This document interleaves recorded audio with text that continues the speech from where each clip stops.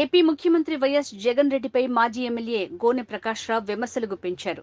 జగన్ పెరికి పంద అంటూ వ్యాఖ్యలు చేశారు. బుధవారం మీడియాతో మాట్లాడుతూ ప్రభుత్వ సలహాదారు సజ్జల రామకృష్ణారెడ్డి వల్ల జగన్ మునిగిపోతున్నారని సంచలన కామెంట్స్ చేశారు. విజయవాడ ఉంది, అలాగే వైజాగ్ ఉంది. Minorities are more. ఎప్పుడు మైనార్టీ ఏ పార్టీ అయినా ఒక మైనార్టీ ముస్లిం మైనార్టీ ఎలక్ట్ అవుతారు. ఆ పాయింట్ ఆఫ్ వ్యూ ఏదైతుందో కొన్ని సీట్ రావచ్చు. Percentage it will touch double digit పోయినా ఆశ్చర్యపడద్దు. అంటే 9 to 10 మొన్న 1 బిలో కదా పర్సంటేజ్ అయిపోతుంది. నేను అనుకుంటున్న వాళ్ళ వ్యూహం రేపు రాబోయే రోజుల్లో జగన్మోహన్ రెడ్డి గారికి ఎందుకోసం ఇచ్చినట్టు రాజ్యసభ డబ్బులే కదా. అటువంటిది ఎవరైతే నీ తండ్రిని చంపిందని చెప్పినావో వాళ్ళతో నువ్వు చేతులు కలుపుతావు.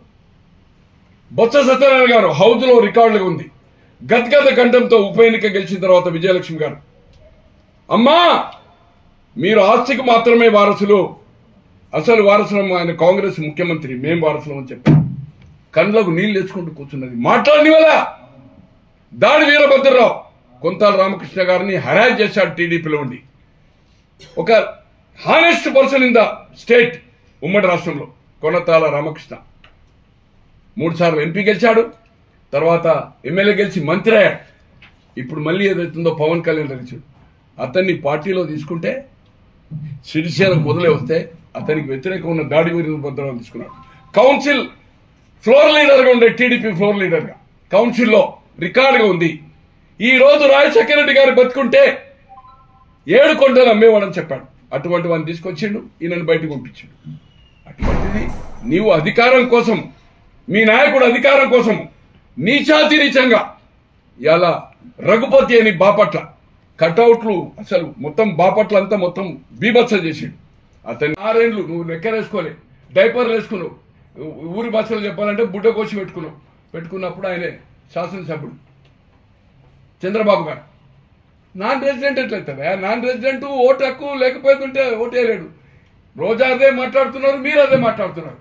నేను అడుగుతున్నా జగన్మోహన్ రెడ్డి గారిని మీ హైదరాబాద్ ప్రెస్ ద్వారా 2014 6 నెలల ముందు వరకు ఎక్కడున్నావా నువ్వు? హైదరాబాద్లో ఉన్నావు కదా, గుంటూరులో ఇల్లు కట్టినక్కనే పోయినావు కదా. ఈ రోజు నువ్వు పోయింది 14లో, కానీ ఎన్నికల్లో ఎక్కడి నుంచి ప్రచారం చేసినావు? 10:30కి ఇక్కడి నుంచి వెళ్ళు. మొన్న ఎన్నికల్లో 2019 ఎన్నికల్లో 6 గంటల లోపల ఇక్కడికి వచ్చావు. ఈ నుంచే హెడ్ క్వార్టర్స్ ఇక్కడ నుంచే కదా హెలికాప్టర్లో. నీ తల్లి చెల్లి ఏదైతుందో రాత్రి 10 గంటల దాకా తిరిగింది కదా. అటువంటిది ఏం మాట్లాడుతున్నారు? నాన్ రెసిడెంట్ ఓటర్ లిస్టులో పేరు లేకపోతే ఎమ్మెల్యే చేయడానికి వీల్లేదు. ఆ రాష్ట్రంలో ఓటు ఉండాలా, ఎమ్మెల్సీ కూడా ఆ రాష్ట్రంలో ఉండాలా, లోకల్ బాడీ ఎమ్మెల్సీ అంటే ఆ జిల్లాలో ఉండాలా, ఏ జిల్లా లోకల్ బాడీ అవుతుందో. గ్రాడ్యుయేట్ కాన్స్టిట్యున్సీకి ఓటర్ లిస్టులో పేరు అవసరం లేదు. అలాగే ఏదైతుందో గ్రాడ్యుయేట్ కాన్స్టిట్యున్సీలో గ్రాడ్యుయేట్ అయ్యే అవసరం లేదు. లోకసభకు దేశంలో ఎక్కడైనా చేయొచ్చు. రాజ్యసభకు గతంలో ఆ రాష్ట్రంలో ఓటు హక్కు ఉండాలా, కానీ ఇప్పుడు తీసేశారు. అటువంటిది తెలియకుండా నాన్ రెసిడెన్స్ అని తర్వాత వాళ్ళని ఏదైతుందో లోకేష్ గారు, పవన్ గారు, ఇప్పుడు షర్మిలమ్మ గారు కూడా, అయ్యా సజ్జల గారు, రోజా గారు, కొడాలను 11 సార్లు ఆమెకు ఓటు హక్కు వచ్చిన తర్వాత 11 టైమ్స్ పులివెందులు వేసింది. రికార్డెడ్ అని చెప్తారు. 11 టైమ్స్ ఉప ఎన్నికలు. అలాగే పారిశ్రామికవేత్త కానీ, భూస్వాములు కానీ, ఎవ్రీబడి పాలిటిషియన్ కానీ హైదరాబాదే ఫ్యామిలీ, హైదరాబాద్ ఇల్లు అందరికి 99% ఏదైతుందో ఇల్లు ఉన్నాయి. అటువంటిది ఏదైతుందో ఇది అట్లా తయారైంది. ఈ హైదరాబాద్ అనేది ఒక హబ్, ఎడ్యుకేషన్ కానీ, హెల్త్ కానీ, ఇది సెంటర్, వెదర్ కానీ, ఎవ్రీబడి ఒకసారి ఎమ్మెల్యే ఏంటంటే ఇక్కడనే ఫ్యామిలీ అయిపోతుంది. కథ అంతే. ఆయన పోతుంటాడు వస్తుంటాడు. ఇది చరిత్ర తేలకుండా మాట్లాడి నాన్ రెసిడెంట్స్ అనేది అవుతుందో వాళ్ళను చేయడము నిన్న జగన్మోహన్ రెడ్డి గారు స్టార్ట్ చేశారు. అంతకుముందేమో రోజమ్మ నాన్ రెసిడెంట్స్ ఓటర్ లిస్టులో పేరు లేదంటది. దానికి తాటికా యాక్షన్ అంతా టీవీలలో వస్తుంది.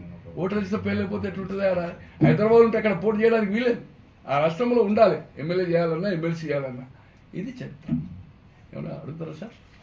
ఈ కన్సల్టెన్సీ ఉన్నారు కదా, డిపాజిట్ రాదని లేదు. ఆయనకు డిపాజిట్ వస్తుంది.